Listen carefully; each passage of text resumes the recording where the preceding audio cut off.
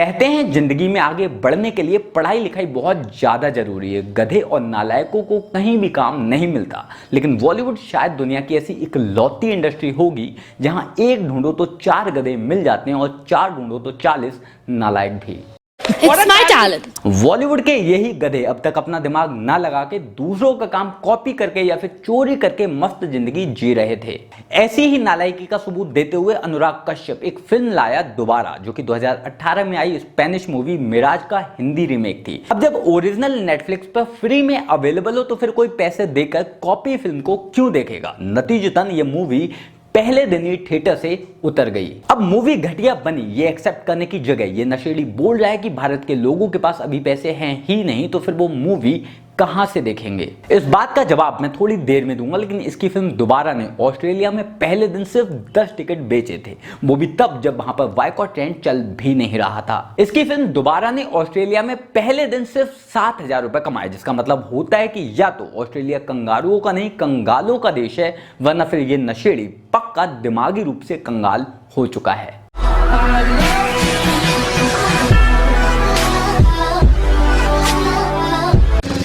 दोस्तों वैसे तो अनुराग कश्यप की कोई भी क्रेडिबिलिटी है ही नहीं, क्योंकि देश को बदनाम करने के चक्कर में ये इंसान किसी भी हद तक जा सकता है। लेकिन मुझे बोलना पड़ रहा है क्योंकि अब इसने स्टेटमेंट दिया है कि भारत के लोगों के पास पैसे हैं ही नहीं, तो मूवी कहां से देखेंगे। और अपनी इसी नाकामी को छुपाने के लिए ये लोग बायकॉट बायकॉट चिल्ला रहे हैं। मतलब हम लोग बायकॉट बायकॉट इसलिए कर रहे हैं क्योंकि हमारे पास पैसे नहीं हैं।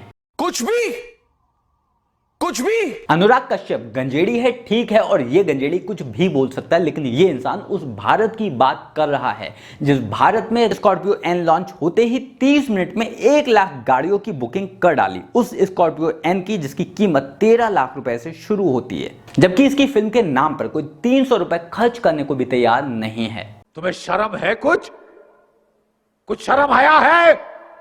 अनुराग कश्यप उस भारत की बात कर रहा है जिस भारत में इसी साल KGF 2 1200 करोड़, RRR 1100 करोड़, पुष्पा 322 करोड़ और द कश्मीर फाइल्स 340 करोड़ रुपए कमा चुकी हैं। लेकिन तुम्हारी फिल्म देखने के लिए अगर कोई कुत्ता भी तुम्हारे थिएटर में नहीं झांकता तो इसमें गलती इस देश की नहीं, गलती यहाँ के लोगों की नहीं, तुम्हारे घटिया कंटेंट और गंदी जवान की है। We don't want to feel out of place, यार। हम भी बॉलीवुड का हिस्सा है, हमारे को भी बॉयकॉट करो।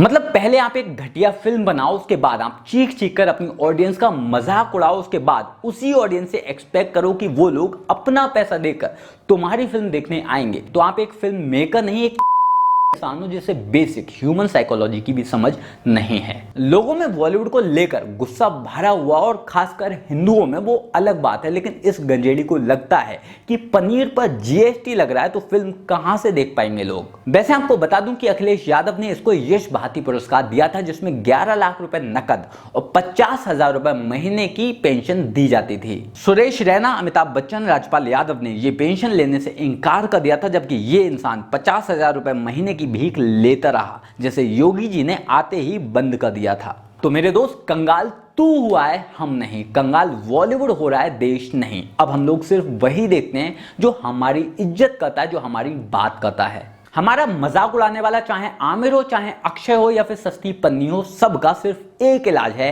बायकॉट। इन नौटंकीबाजों की कुटाई शुरू हो चुकी है और ये तब तक चलती रहेगी जब तक या तो ये लोग अपने आप को नहीं बदल लेते या फिर हम लोग सांस लेना बंद नहीं कर देते। बाकी आप लोग इस बारे में क्या सोचते हैं कमेंट कर जरूर बताएं। मेरे साथ जुड़ने के लिए, मुझसे बात करने के लिए आइए इंस्टाग्राम पर, फेसबुक पर या फिर ट्विटर पर। लिंक मैंने नीचे डिस्क्रिप्शन बॉक्स में दे दिया। जल्द मिलते हैं किसी नए वीडियो में नए टॉपिक के साथ। तब तक के लिए गुड बाय, नमस्कार, जय हिंद।